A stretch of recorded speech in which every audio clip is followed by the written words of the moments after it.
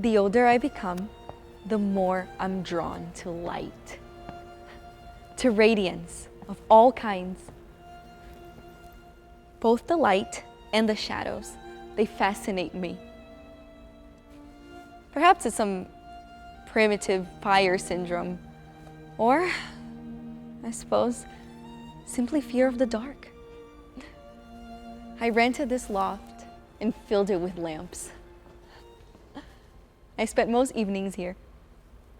It's eccentric and childlike, don't you think? I would like to think of it as a kind of playing. The hours fly. I draw enormous energy from it. And then there's the actual heat, of course. I hope I'm not embarrassing you. Might I show you?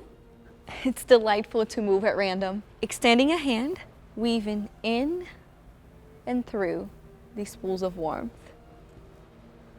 Each lamp gives its heat differently, unique. And then in between, and there are many betweens, you can receive, feel several sources at once. Any movement and the balance is changed. And then when you've exhausted these relationships, why, you can change them, don't you see? I'm a little frightened that this will bore you. Sharing this, it's so difficult to share our enthusiasms, don't you think? Does light interest you? Do you respond to it? May I show you something? It won't take a minute. There. Now moving through. Now this. Now see.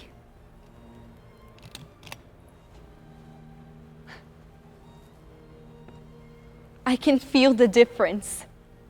Pleasurably, acutely.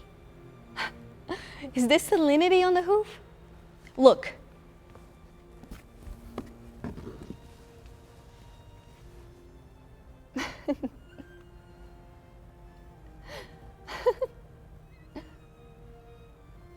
Seeing the lights above makes me laugh. Why do you suppose? Well, you probably suspected there's history as well. Of course. Some of these are from the Katzafol farm. Katzafol, that's Iowa.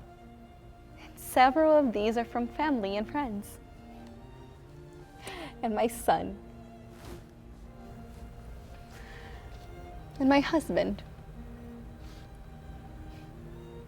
Oh, fiddle. These are all personal. Memories, I believe, or patterns of a sort. And these, you see, make patterns in our memories. I endlessly wonder what old age, later years would feel and be like, as have you. A diminishment, a narrowing. There's so many things one can obviously not do. Most people central to one's life are gone or dispersed. One is less often useful. My grandfather, when he was very rich in years, used to call himself de-needed and unpacked. There are necessarily fewer people. Thinking about it, it seemed sensible then to invest feeling into objects, enrich my relationship with them so that I wouldn't be without intimacy. I have one sister, Amelia, and she lives in the leisure world, planned community in Albuquerque.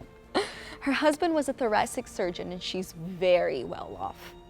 She moved there from Katzafol and tells me that she's ever so busy with activities. She has many, many friends there, she says. Imagine, Amelia has not a single solitary acquaintance who knew her before she was 60. And there she is, some sort of amnesiac with many friends and no memories, baking herself in the sun like a Pop-Tart. quite beyond me. Well, several years ago, she visited me here, and she sat there, right where you are. And we shared this odd mixture of warmth and pattern and memories. I showed her, for instance, how extraordinarily hands take light.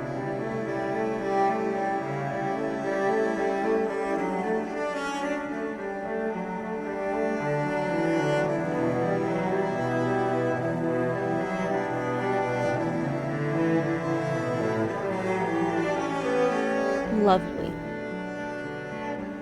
Well, after a very long silence, very nice silence really, she rose and said, "Lila, you are as mad as a March hare." And then she flew home to a card tournament. It has been my experience that light is the more pleasurable as you diminish it. And then when a single glow remains, there is this agony of pleasure and anticipation while you wait for the moment it will be extinguished. It is ever so lovely, ever, ever so.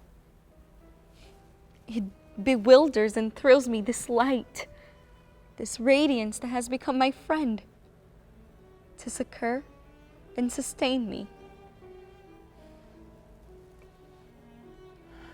The warmth,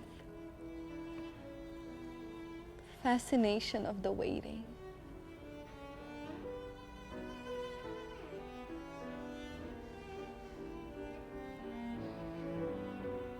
And then,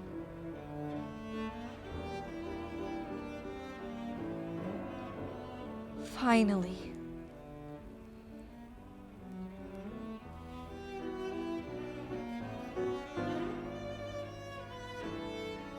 of course,